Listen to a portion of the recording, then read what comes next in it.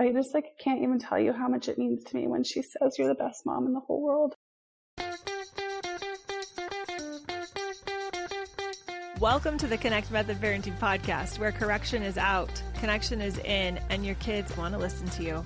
I'm Andy Martineau, creator of Connect Method Parenting, here to help you stay calm, confident, and connected no matter what. Hey, everybody. I am so excited to be here with Elizabeth, a dear friend of mine. I can't believe we were just talking before we hit record that we have known each other since 2018. It seems like forever, even longer than that. And then it seems like so fast too. Don't you think? It's like it's been forever and it feels like, anyway, all of the things. So I'm so It's a sign of a good friendship. It is. It's totally a sign of a good friendship. And Elizabeth is amazing. She is the founder of Graanted. I'm going to let her tell a little bit more about her story because she has the most amazing story. The mom of a 7-year-old daughter who is so precious. I wish all of you could meet her. She's just the best. And she has been through a lot of different scenarios with her parenting, with her, just her life, her health, all of the kinds of things. So we're going to talk about a lot of stuff today. We'll see how it unfolds. We're going to talk about Connect Method Parenting and how us working together changed her experience as a mom and her experience too going through some pretty significant health challenges and how that's led her to where she is now. So before we get started, Elizabeth, you have to tell everybody what you're doing right now because I am so inspired by the mission you have and what you're doing in the world. So tell everyone a little bit about you, what you're up to, and then we'll dive into some other parenting topics. Thank you.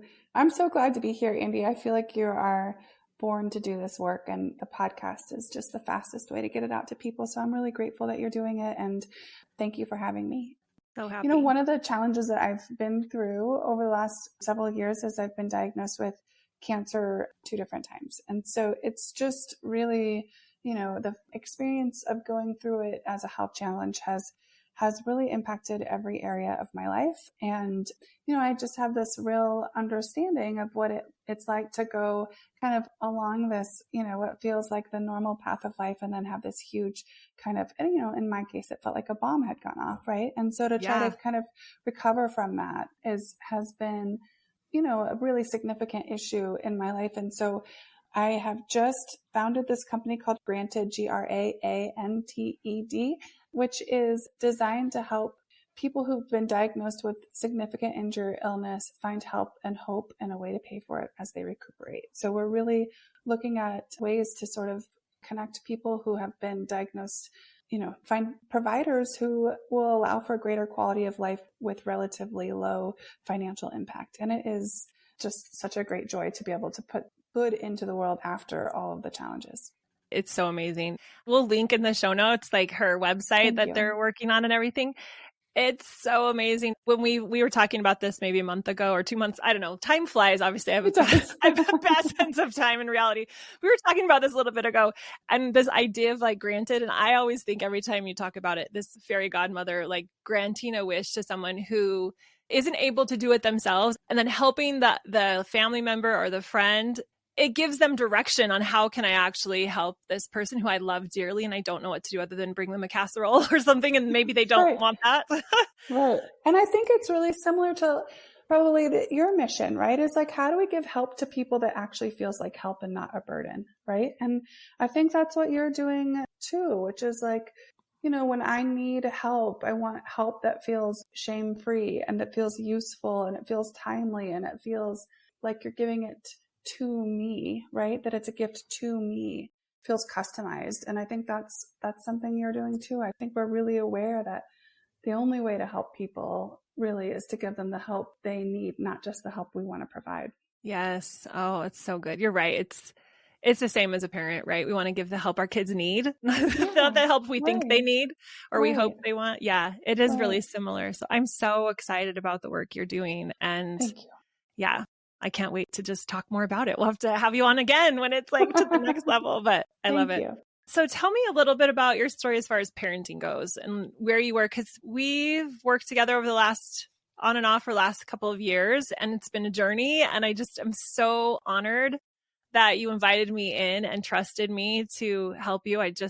Every time I get to help any parent, it just feels like a privilege. It really is. So thank you. And thanks for coming on and talking about your experience so we can share it with more people. But yeah, give us a little bit of a picture of what that was like, what brought you in. And yeah. Sometimes I feel like, the cancer issue comes up for me all the time, but it really was such a huge issue. My daughter was almost 2 the first time it kind of entered as a, high probability. And she had just turned 2 when I had surgery. It was a fertility ending surgery. And so it really was a devastating experience for me. And I often think the hard part of a diagnosis like that, just to hear the words, you have cancer, the hard part is this rush of questions that comes in, right? Like this rush of questions about who do I want to be and what are my values and what do I want to make sure my daughter knows and understands about the world. And that is a really natural part of this sort of crisis of being, right? That these questions come up.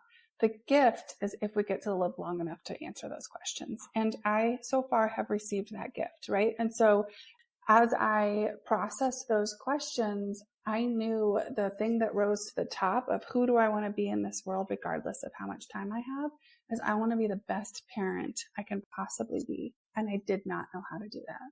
That's when I found you. I knew that I couldn't do it on my own. I needed to have a place where I could come and be really vulnerable about, this isn't something that I feel I have years of practice, right? This is not something where I want to become a Malcolm Gladwell 10,000 hours expert. Like, I need to know what are the kernels right now that can help me be the best mom for this baby.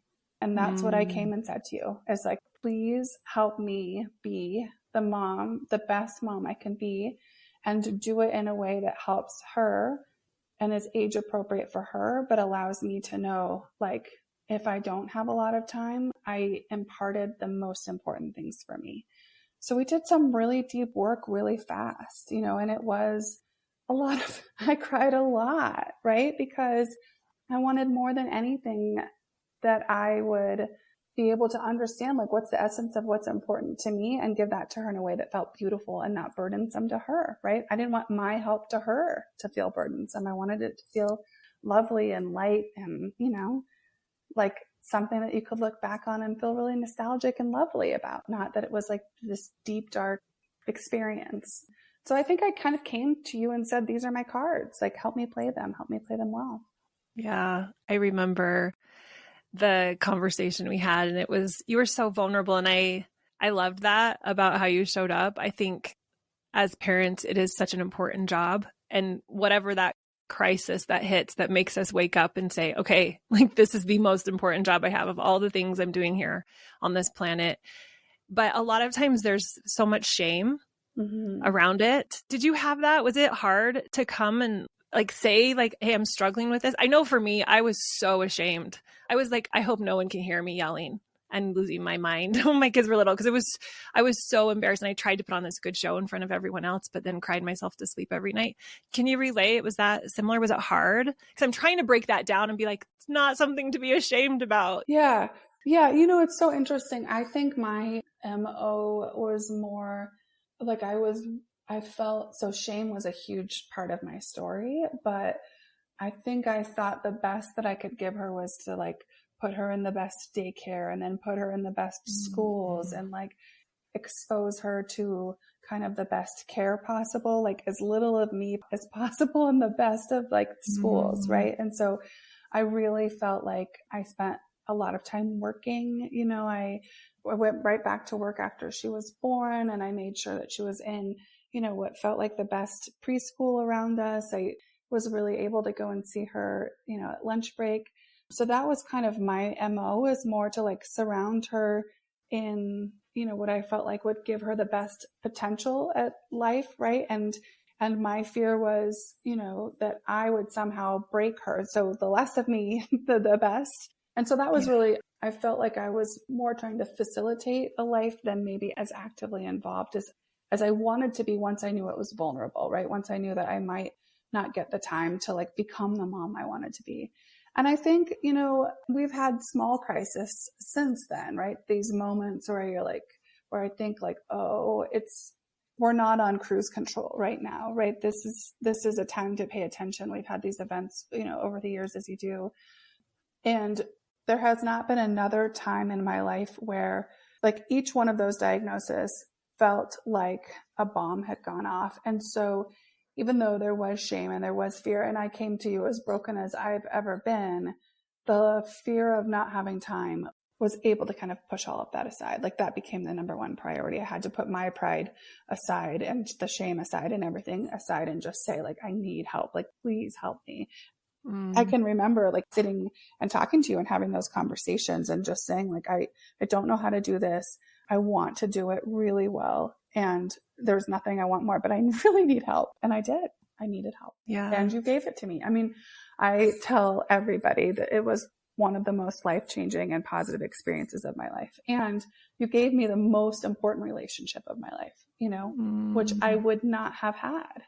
And it is the greatest gift, 100%, is the relationship that I have with her now. It's this beautiful, I mean, it always makes me tear up, but there was this moment after you and I had been working together, and I wasn't a big yeller. I was more of an avoider, but there was this moment we like to take like markers, the soft markers, and we'll like draw notes on each other's hands. And there was this moment when I had been working with you and I was really working on spending a lot of time and really connecting with her and like doing a lot of eye contact. And she was still really little. And she brought my cheek down and she drew a heart on my cheek. And then she drew one on her cheek and she said, let's just put our hearts together. And then she pulled our cheeks together. And I just thought like, this moment is impossible without Andy. It was just like, it makes me like want to cry. It makes me cry every time I think about it because it was not possible if I hadn't met you, and our whole, she'll be 8 this fall. And we have so many moments like that. And instead it would have been me cheering her on and watching her hug her teachers. That's what I planned, is that I hope she'll have really great teachers. And instead, like, I mean, we're really connected. It's really lovely. We almost never yell at each other. We giggle a lot. We call each other on our stuff. Like, it's not perfect. And, I apologize easily. She apologizes easily. We had another moment where we were in the park and she was riding her bike and I saw somebody was doing something that they were smoking on a bench. And I was like, oh, I don't want her to ride through that bench or through that smoke. And so I was like, Lovey, you need to come a different way. And she didn't want to. What she wanted to do was prove that she could ride up this hill. And I was like, no, Lovey, this way, and she's like, Mom, no. And I was like, oh, that's her cue. Like when she says my name that way, that's her cue. Like, no, you're not hearing me. And so I was like, said to myself, like, I can let this one go, right? Like she's telling me her needs are more important than mine. And my fear is probably not going to result, right? She's probably not really going to get hurt from riding through that. It's not what I want. But what she's saying is like, hear me, see me. And so I did. And then she got to the top of the hill and I'm like walking up and thinking like, oh God, I hope I did that one right. And we get to the top of the hill and she looked back at me with this big smile and she goes, I love you so much. And I was like, oh, I heard her and she knows that, right? Yeah. But I could have been the mom who was like, absolutely not, putting my foot down, right? To prevent and to be right and to get my way. But I just hear your voice in my head, which is she's doing the best that she can. And that's given us a relationship I never could have dreamed of.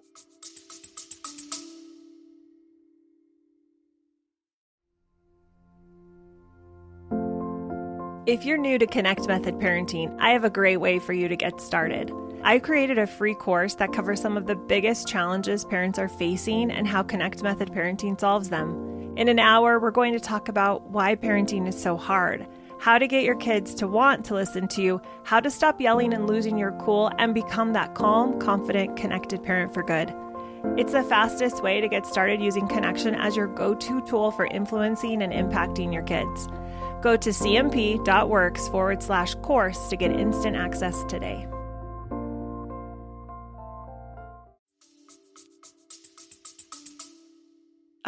My goodness, I love those stories. I remember, as you're telling them, I'm remembering when we talked about them when we were on a call together, and oh my gosh, hope I can keep my tears in my eyes. Me too.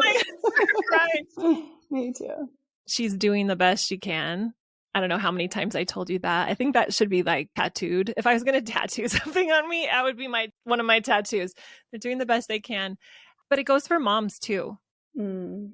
And I hope that everyone's hearing like how much grace, like you're working through like the situation and you're like, I hope I'm doing the right thing. I'm not, but we're all that. We're all doing the best we can. And when we can come from that calm place, like we just can connect and listen. And I love what you're saying about listening, just really seeing her. That's what our kids want. That's what we want. Oh my goodness. I love it.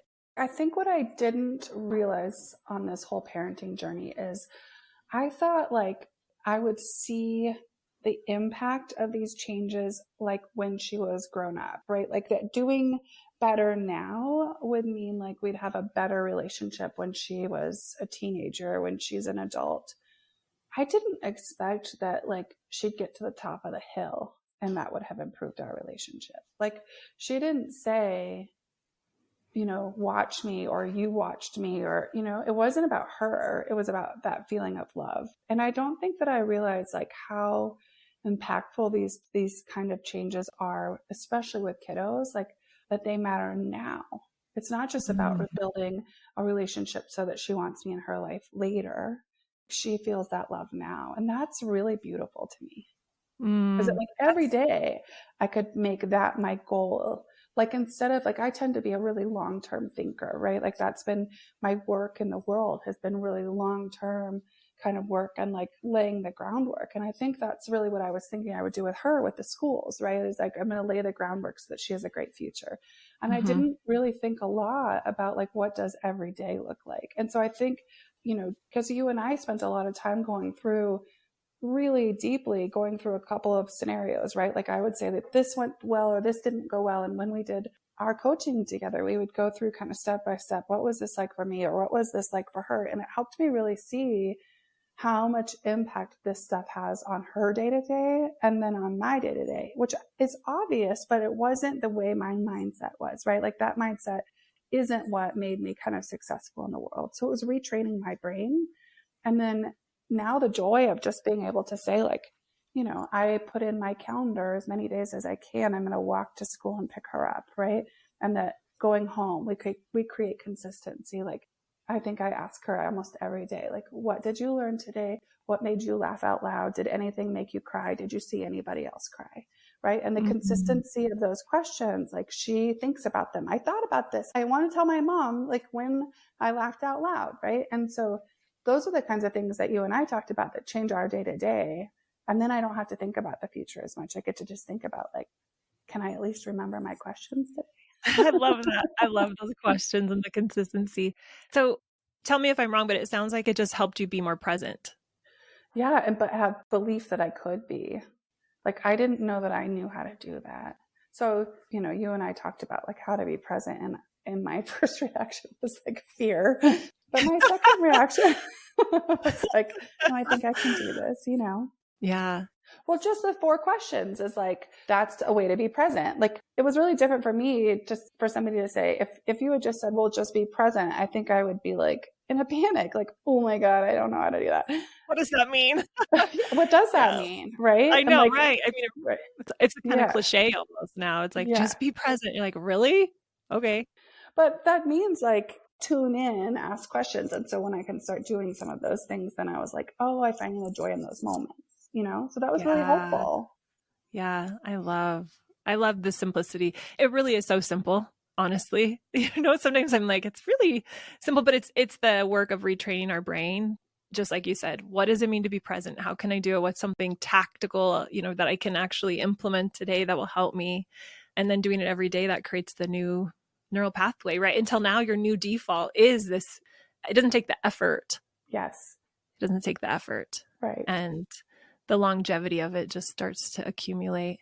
What do you think the biggest shift in your thinking was? Like the thoughts before? I know we've kind of touched on it, but like if you had to summarize it before versus after. I was so afraid of like breaking her, right? And so our work together gave me the confidence that even I could be a good mom. And so just like learning to trust myself was really beautiful for me. I think you gave me a lot of hope. And then there's these like kind of daily experiences that reinforce that until, I mean, being a mom is the most important thing in the world to me. So I do work really hard at it. And, you know, I've come back to you over the years at different times because it is really important to me. I just like can't even tell you how much it means to me when she says you're the best mom in the whole world, you know? Mm-hmm. And it'll be in the car. Like we love to sing The Greatest Showman together. And so we'll listen to that soundtrack. There's one song like we sing it at the top of our lungs. So we finished it the other day and I like looked back at her in a little car seat and I like smiled at her and she said, "You're the best mom in the whole world." And I thought like, what a gift to have that unprompted. You know, that wasn't possible for me for sure. I never even imagined that would be possible. I was so positive that I was going to mess it up. And then to like be willing to ask for help, to receive it as gracefully as you gave it. And I think you gave so many concrete examples, you know, like one that I give to people all the time is I can remember saying to you, like, I hate leaving in the morning in a state of like fury and fluster, right? Like we were just like running toward the door with like shoes untied and like, has anybody brushed their teeth? Does anybody have their hair done right? Like this total disaster. I'm sure everybody listening is like, I know what you're talking about. We've all been there. Yeah. And I would just say to you, like, it's like the worst to drop her off in this unsettled, like little hearts broken moments. And so you had us put together our playlist, right? So it's a series of songs we listen to every morning. And so like we have our brushing the teeth song and we have our breakfast song. And, you know, we're in our third year of doing that. So we do that every year before school starts. Aww. So now we're on our second grade love that playlist. Yeah. I love it. It's so fun because like she's so proud of it. Like every time a friend comes over, she's like, "Mom, play our second grade playlist." I love it. Our like leaving out of the house song now is the Eye of the Tiger, right? And so that's a good one. That's a good one. Gets you focused. Yeah, it's so fun. And it's not like it's perfect every day, but we get to come back to something that we both love, right? And I think the process of like creating the playlist and she gets to tell me her favorite songs and like we have conversations that I wouldn't have had before. You know, it's like fun to see how her songs have changed over 3 years. And I don't know, these kinds of ways that like, it's not like you said, it's so simple, right? But like I play Brown Eyed Girl to wake her up. Oh. And so she hears that and I can see her sometimes smile with her little eyes closed, right? Because she knows what's coming and it's so loving. I think that's like what a gift that I get to live in a loving household. So lovely. Yes, I love the morning playlist. It's the best. It's like a choreographed dance in the morning. And if any of the songs come on from when my kids were little that we used to do, I mean, everyone stops and they burst into song. Yeah. Or they'll like be like, "Oh, this was the song we had to wake up to." You know, they'll remember the feeling of dread of having to get out of bed. So I love that you guys are implementing that. And it's such a good idea. I hope anyone who hears that, if you want to go run with it, that's a good one. That's a really good, practical, easy, playful too. And I think we don't play enough with our kids. We're so serious. We got to get out the door. We got to do this thing and that thing. Play is so powerful. Yes. Also, like I'm not yelling, right? Because I'm like, "Oh, Eye of the Tiger's on. Guess we got to go." Right? And she knows what that means. And she knows what it means. So it's implied. It's like, "Oh, it's time to go." You don't have to say it's time to go. Yeah. Yeah. So that's like so lovely. Like it puts us back on the same team. Yeah. Which is so huge for our kids to feel like we're on the same team. It also puts you in the driver's seat, which we haven't talked a lot about this. So I don't know how this landed for you when you're working together, but this idea of like being the authority and like how important that is for our kids. And it's a little tricky. Sometimes we get confused. We're like, well, I want them to be collaborative. And it's not about them not being collaborative. Like we're just talking about, she's helping you with the playlist, but learning how to be the one that's taking care of the needs so their nervous system can relax so you don't have that tug of war. So that's also woven into to a lot of the things you're talking about is stepping up and being the alpha in a good way, good, kind, caring way that they can calm down and just relax. So yeah, so good. What was the most surprising thing, do you think, from implementing Connect Method parenting? Like that it's actually really joyful. You know, like parenting is joyful now. I think I thought a lot before, like, do I yell at this point? You know, like, is this, and now I think, I am not perfect 100%. I have moments right now, even that I'm not proud of, right? That I like, I all go of back. Us. Yeah. But we apologize easily. So I think what was surprising to me is like, most of the time I can catch myself and not yell. There are some triggers that I still really work on. So that's the first part, right? Is like there's less yelling, less disconnection. But I Yeah. also didn't know how to repair when there was. And Mm. so that's the other part of it. I kind of organically, we do this thing now where if I feel like we're disconnected, even if it's not like because there's been a flare up between us, even if it's like something seems like maybe it's going on at school or with a friend or something, I will say to her, like, how's your little heart? Is what I usually say. How's your little heart? And then Mm. she will put her little hand in the heart shape, and then I'll meet it in a heart shape. And if her heart's hurt or if mine's hurt, then we separate them and then we keep talking until they can come back together. Beautiful, Elizabeth. I love that. So it's been so great to be able to be like, she's really kind of naturally resilient in these ways and tends to be more hurt about these things, right? And so I feel like it's given me this opportunity to like really know her. And I love this expression, which is God doesn't have any grandchildren. And I love that Mm. it's like what you're saying, like it's my job to take care of her, but she's a human, right? She's also Mm-hmm. this like autonomous human who has her own life path that is not mine to like to tell her what to do, right? Like I want to show her the 100%. foundation of like what's important to us is our family and what I hope for her and wish for her. But eventually, and ultimately, this is her life, right? And so Mm-hmm. I love the idea of like finding a way to parent and know her as this beautiful human that is like, I think she's already complete. I think she was born complete. And now I just get to Yes. see that unfold, right? And so I love how Connect has shown me to show up as like a shepherd, right? Like Mm-hmm. not a director. Right. And Yeah. so that's the joy for me is that like I don't have to be her perfect parent. My goal is to be as whole and complete as I can, right? So that she's bumping up against a healed person rather than, Yes. we're just triggering each other. So Yes. it gives me autonomy to work on myself and to know that she can work on her. I mean, it's just like this beautiful unfolding rather than all of these like, um, I don't know. It feels like this beautiful unfolding rather than all of these like sharp, jagged rocks for us to climb Yes. over, Yes. Yes. like, and it doesn't mean that you don't get like, sometimes the waves come on pretty strong. Like there are some hard days, but we are creating a relationship that allows for that more than I would have thought possible. Yeah. So you can weather any storm. Yeah. And I love to think of parenting as like you're a gardener too. It's the same as like the shepherd. But you think of a garden, there's seasons, right? And Yes. some seasons are winter and it feels a little cold and brittle. And then you have spring and summer and fall and all of the seasons. And so it's not supposed to be perfect. Life is I haven't met anybody who gets to miss out on the challenges. So I love the repairing and the hey, it's just we need a little more fertilizer for her to be able to become who she needs to become. And I Right. didn't realize that. And that's okay. Right. And I'm going to course correct. And it's beautiful. Oh my gosh, this has been so amazing. I wonder if maybe you could say any advice you might have for any parents that are listening that might be feeling similar to what you were feeling at the beginning. Maybe it doesn't feel very hopeful or they don't feel like, they've been able to turn it around because they can't stay patient or they don't understand, they haven't figured it out, right? And what would you say to them? I would say like lean in, do this Mm. work.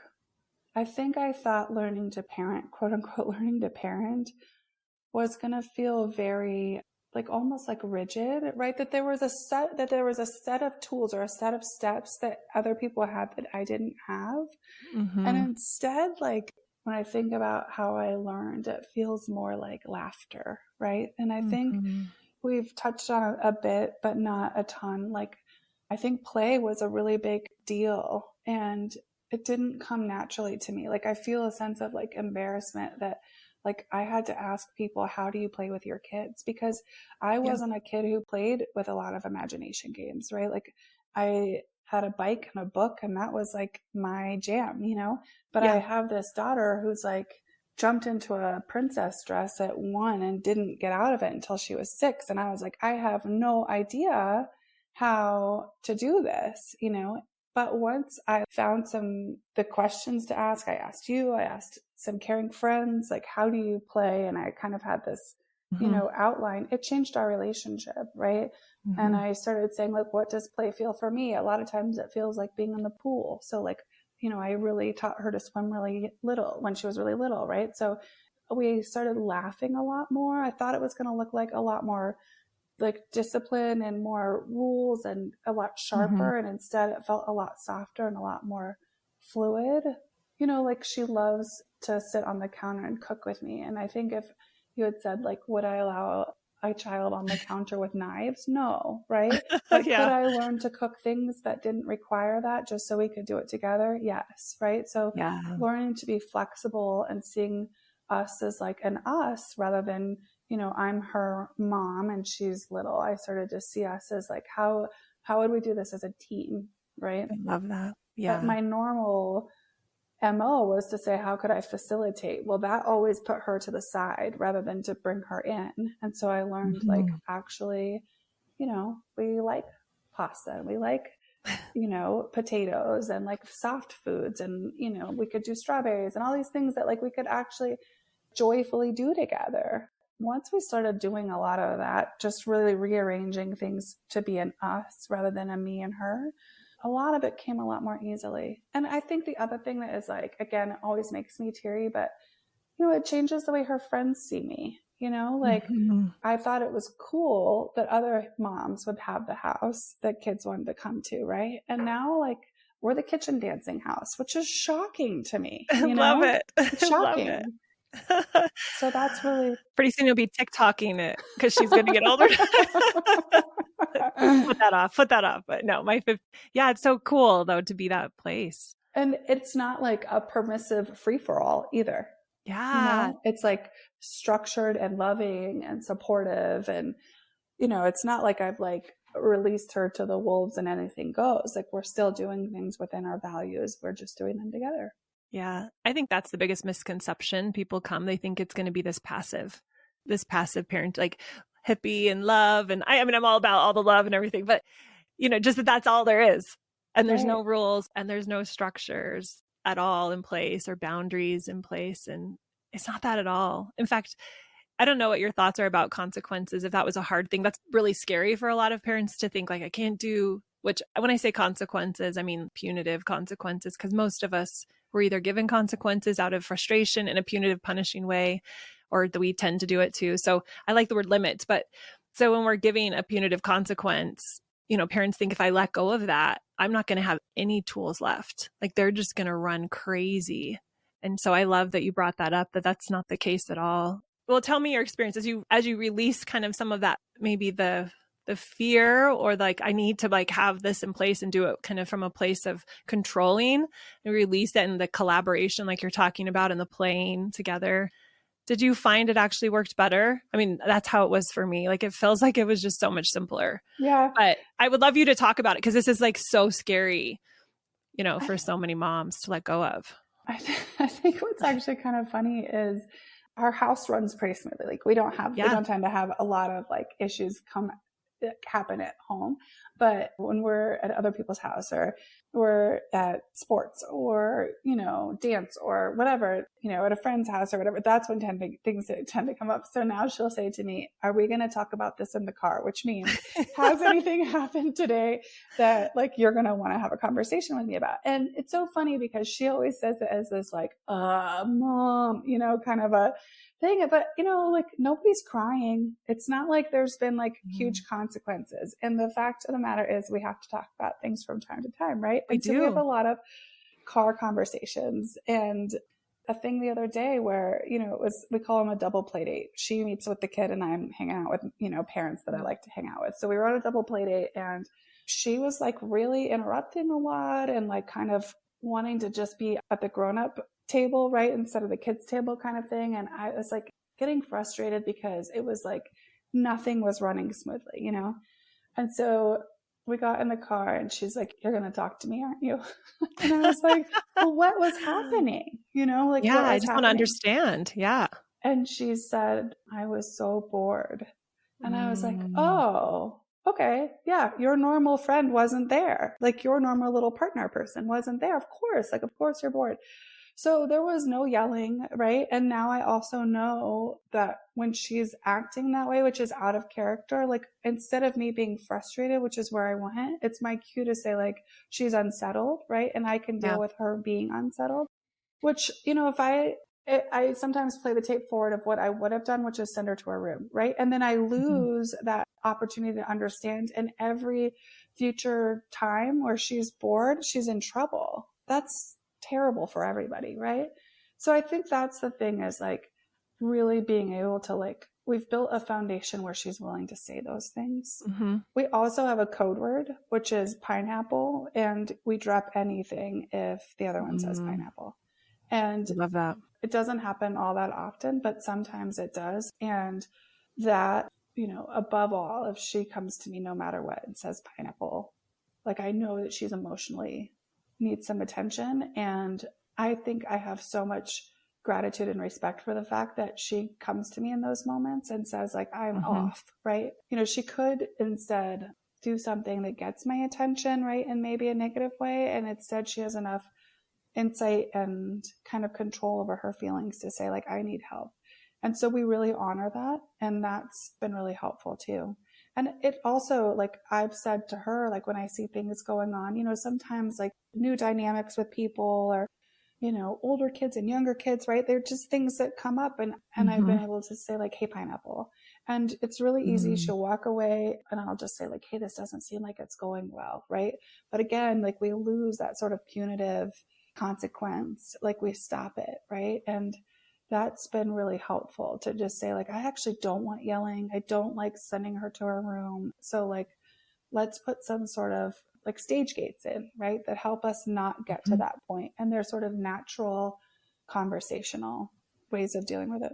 Oh, it's so good. You have just applied this so beautifully, this idea of connection-based parenting, connect-with parenting, and just, I love what you're saying. Because when you send them to the room or give them the consequence, there's so many things that are working against us, that we're fueling their frustration or their boredom by misunderstanding them. They feel like maybe something's wrong with them because we sent them away. We're all up in our arms about it or whatever. Instead of just thinking behavior is information, what is this telling me? Which is exactly what you did. It's just information. Right. And you found out so quickly it's boredom, which it's always something. It always makes sense if we just give it a chance to speak. Yeah. So good. I also have this really tough time at like 7 p.m. most nights, right? That's my tough time. And I don't have a lot of patience then. And so the other thing that I learned with you is that I don't have to be perfect. And so I just say to her like, hey, we're getting pretty close to my witching hour, which means like I have less patience and I need you to like come to me rather than me come to you, right? So like, let's both get upstairs, right? Let's both on the double here. And to just be like, yeah, this is my weak point, and I get through it by 7:20. That's a tough hour for, those kinds of things where we have those codes with each other. It's a lot of trust. A lot of honesty. I mean, you're being so honest. So I think sometimes as parents, because we're trying to be perfect, we aren't allowed to have the 7 p.m. time where we're down, but to just say, hey, I'm not feeling great. And I'm probably going to snap at you if you do something or whatever it is, whatever our tendency is, right? I've said that too. I think last night I was in bed by 9:30 because I'm like, I'm just exhausted and I'm going to bed and everyone's alive and the dishes aren't done and that's okay. Right. Like it's fine. It's fine. I love that everyone's doing the best they can. Because we really are. And if we can apply that to ourselves and our kids, I think we can figure anything out. I love that you talked about play. Thank you for bringing that up. We didn't talk about it nearly enough, but you dove into it and expanded it really well. And I'm so glad because play isn't just about playing Legos or playing dolls or, like sitting on the counter and making dinner together and just being in the moment. That's play. Yes. That's play. So redefining what that means so we can be present in whatever moment we are. So powerful. Well, any final words? I just honor your wisdom and your grace and you're just killing it as a mom. Like, I love it. So thanks for giving me an update on all things and sharing it with everyone. So good. You might as well have given me an Oscar to say that, like that's just not what I imagined for my life. So it's just such a gift. You are such a gift. I will never stop thanking you for what you have given me. So the opportunity to have a shame-free zone to come and say, I need help is so beautiful. And I think that you're really so insightful that it's not like you're going to be a better parent in 3 years. Like you can be a better parent tomorrow, right? These relationships change quickly.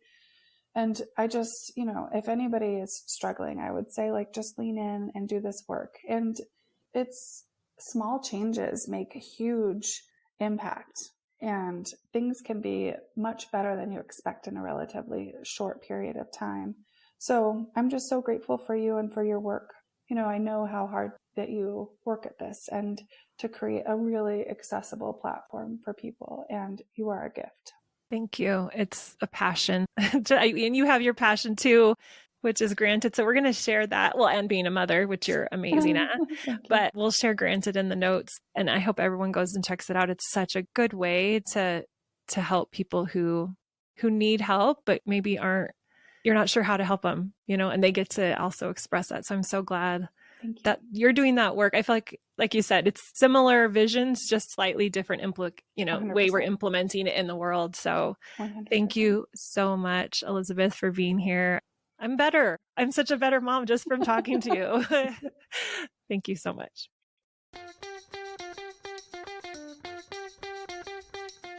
If you enjoyed listening to this podcast, come check out League, my Connect Method parenting coaching program, where we take this material and we apply it using my proven formula. Head over to cmp.works/join.